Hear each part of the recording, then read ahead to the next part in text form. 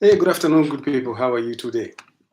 Okay, now I know I've been talking about. I think I did a video yesterday on intermittent fasting, but following a conversation with one of listeners, one of my very senior friends, wale wazee tulikuwa shule pamoja, but they left long before I got there. Anyway, so he had some questions, and maybe I didn't quite come out clearly about it. But maybe let me explain. And again, this is purely what we are taught in biology. So when you eat, the food is digested. It's broken down into sugars, into amino acids, into fatty acids.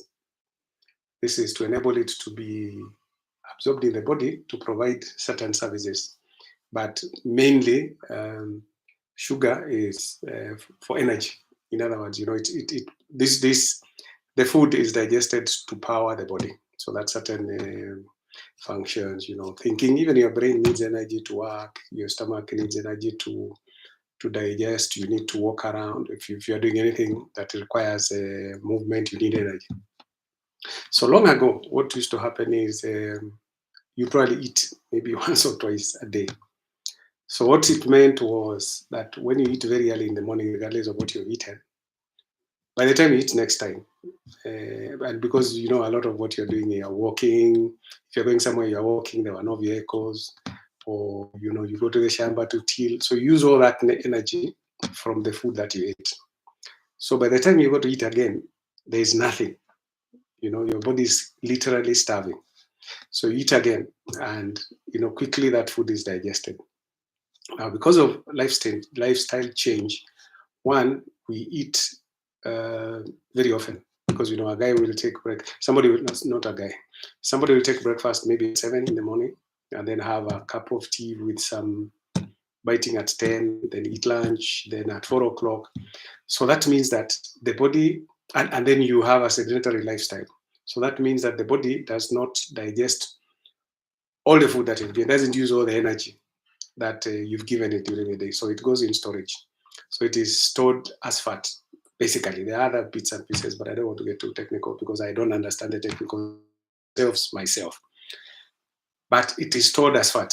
The insulin changes it into fat, and it's stored in cells, and it layers certain organs, the liver, the kidneys, the heart, all over the place.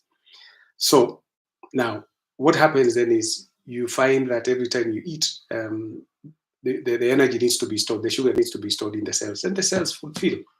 Once they fill up, then it is not possible for any more storage. That is, insulin cannot change them into fat for storage because there is no storage. Zimeja. Now, what happens is, again, you've got too much energy that is floating in the blood that needs to be digested into either energy, be changed either into burned for energy or stored. Now, those are full. That's when you have excess sugar in your blood. So what it means is, therefore, that is when you're diabetic. But the fasting way, what you normally do is to give it time. Like when I do 18 hours, I'm giving my body time to digest everything to use the energy that I've taken in the last meal, and also have time to go into the storage and change the fats into energy and burn it. So that over time you find there's no more fat. So you lose weight naturally. Well, with a bit of exercise, you lose weight naturally when you do intermittent fasting. And then again, all the sugar is cleared. So you're no longer diabetic. I hope that is clearer than what I said yesterday. So you give the body time to use all the energy that you give it. That is simply that. So that it doesn't in your system giving you problems. Okay? I hope that is very, very clear. And